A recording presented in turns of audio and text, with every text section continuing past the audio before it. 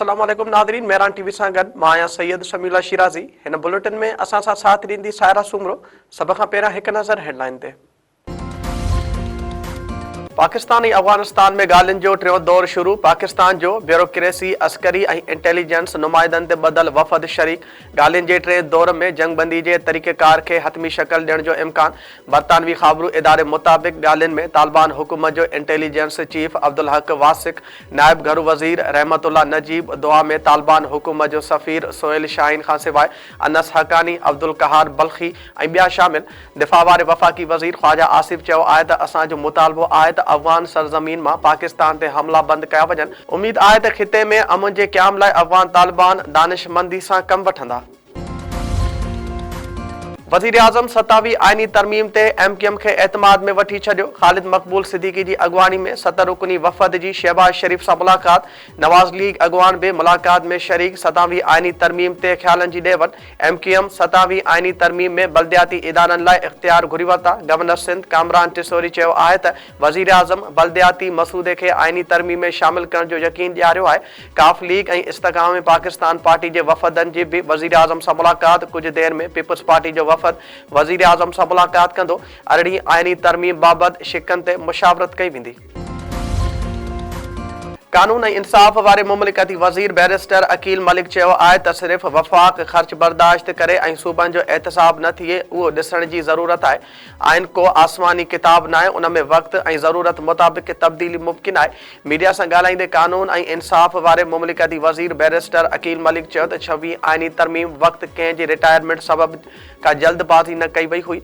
उन तरह 27वीं आइनी तरमीम ते बि बग़ैर मुशावरत जे फ़ैसिलो न पियो थिए। हिन मामले ते तफ़सीली ॻाल्हियूं जारी आहिनि।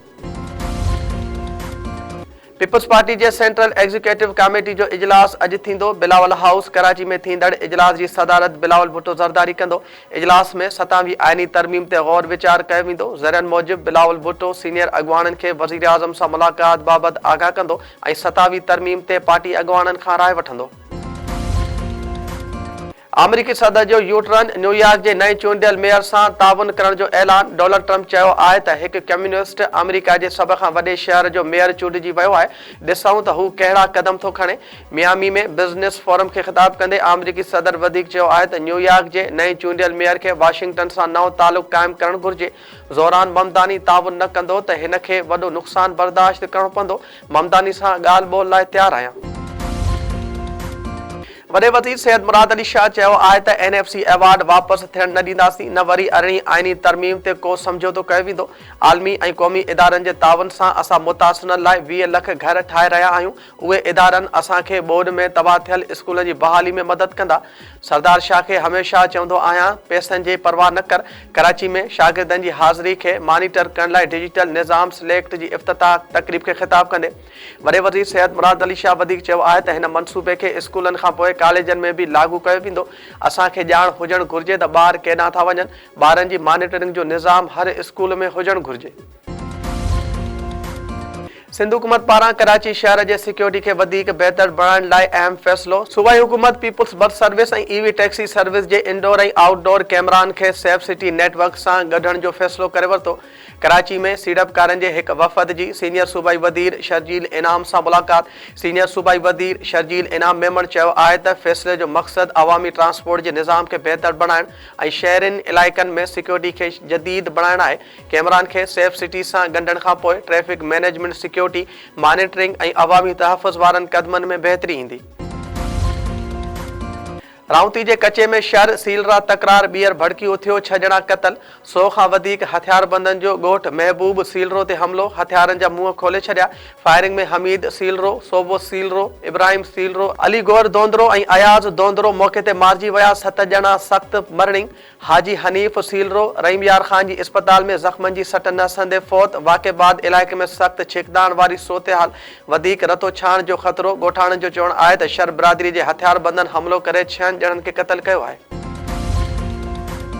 चकवे जो कारां इल्ज़ाम हेठि औरत क़तल। ॻोठ बेबरक कमालाणी जतोई में जवाबदार अली मोहम्मद जतोई कारां इल्ज़ाम मड़े पंहिंजी ज़ाल साइमा खे क़तल करे छॾियो। इतलाह ते पुलिस पहुची लाश इस्पताल मुंतक़िल करायो।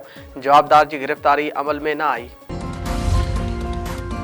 हैदराबाद में डेंगी वायरस वधीक हिक हयाती खसे वरती फौतिन जो अंग 35 थी वियो। शहर जे जमाल शाह वारे इलाइक़े में 7 वरनि जी ॿारड़ी आयत फातिमा सिविल अस्पताल में इलाज दौरान दम ॾिनो।